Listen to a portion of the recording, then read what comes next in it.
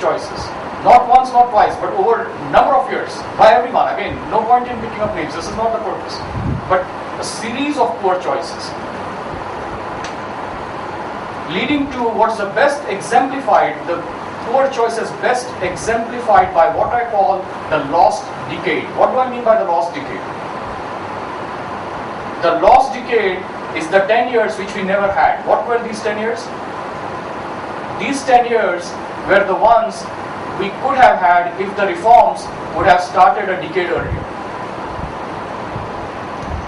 The lost decade would have saved the lives of 14 million children. This was the lost decade. This lost decade would have pulled up 100 million people out of poverty. This was the lost decade. And this was just one lost decade. Now imagine how many such decades we lost because of consistently poor choices.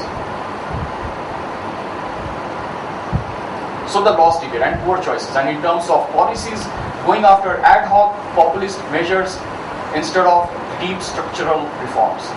Choosing populism over what we believe and know is right.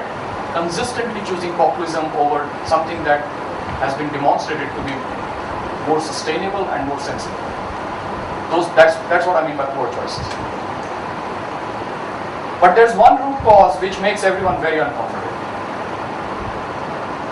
And most of us don't want to talk about it. This is the point where it begins to heat up a bit. Okay, now so far you must have noticed that all my root causes were kind of exogenous. They were like kind of outside this room. It's someone else's room. Yeah, that leadership, those guys sitting there. I'm not leadership. That's strategic failure. I'm not involved in that, by the way. And those poor policies, yeah, I don't make any policies. But there's one root cause which makes everyone very uncomfortable because it is within ourselves. It's the root of all causes.